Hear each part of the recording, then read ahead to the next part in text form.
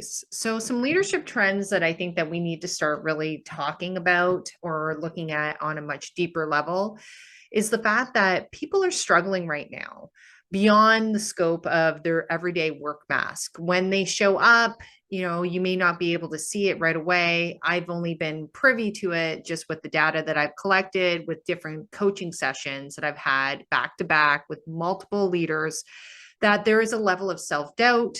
There's a level of lack of self-awareness, lack of self-regulation, and even self-care. And if we don't have our leaders learning how to adjust and manage their emotions and be emotionally in tune to their own well-being, it's going to be really hard for them to inspire and motivate others in their group or within your organization. And what are we really doing to support our people? I see a lot of nice things. I see some nice quotes. I see that people are starting to think about wellness in a different light, but what are we actually doing? Now, I believe that our leadership model in general is, again, an external fix, just adding additional layers, another framework to follow, another way for people to show up and tell them how they're not good enough and what they need to do in order to be a leader. I think it is backwards. I think we actually need to start reframing that and redirecting their attention inwards. How are they really self-reflecting? How are they showing up? Are they connected with themselves? Are they connected with their emotions? Can they identify when they're being triggered or not? Do they inspire and motivate themselves? Therefore, they can inspire and motivate others. And I think it's a really important discussion because our workplaces are expecting a certain type of leader, but we have not created the space for them to really start doing the personal explore and identify who they are. I've had some amazing conversations with multiple leaders, and when they start to go on a deeper explore, more of a coaching, self-discovery conversations, they can see how they're getting in their own way. And once they start to understand that, then they can pivot and they can change how they're showing up so they can be fully energized and show up better for your workplace. If you don't have a mechanism like that in place, you could actually be causing more angst for your organizational culture. People could be burnt out. People could be disengaged. And then we look and we go, oh, why is that happening? I have provided X, Y, and Z. They should love it here. The first place that we need to start is start communicating with their hearts. Are they connected? Are you connected to your teams? Do you actually feel as though it's a place that you would want to work? Or do you hear from them? Or is it just an assumption that there's only one way in your organization to be, in your organization to show up? And if that's the case, then we're going to have more people that struggle.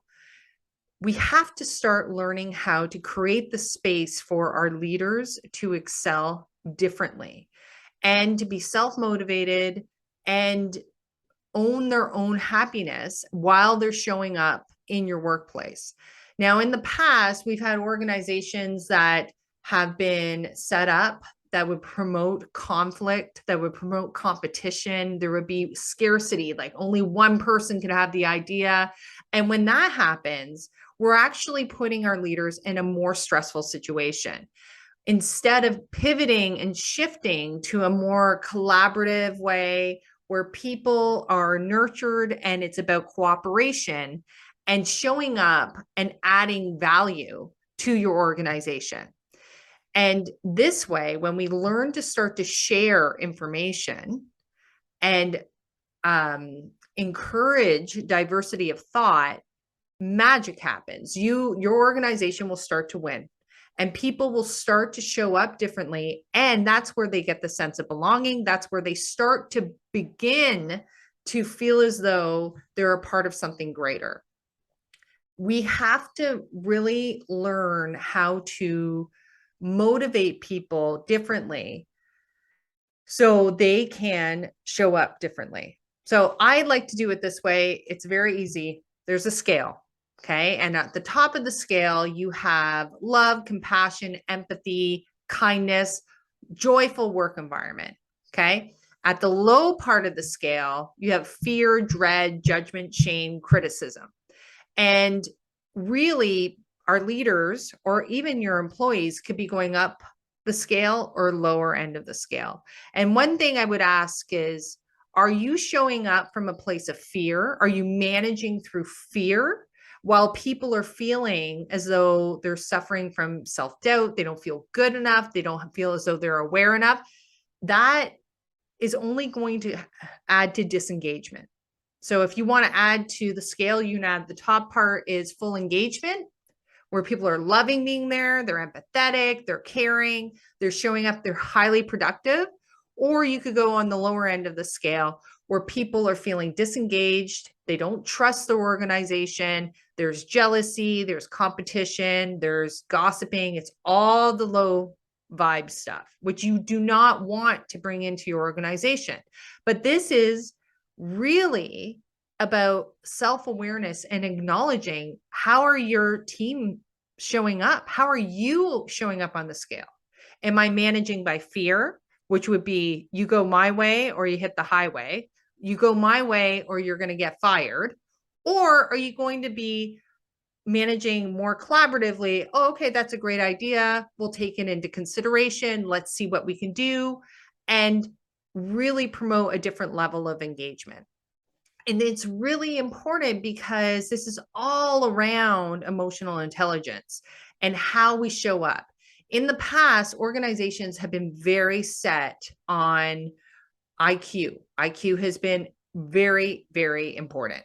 And I understand that, right? You want to make sure that people are confident enough and that they can do the job. I agree. However, we also need to take into consideration EQ, which is your heart space. So you need mind and heart in order to be a highly effective leader. So when I say emotional intelligence, this is an example of emotional intelligence. Are you a leader that can go into a room and read a room?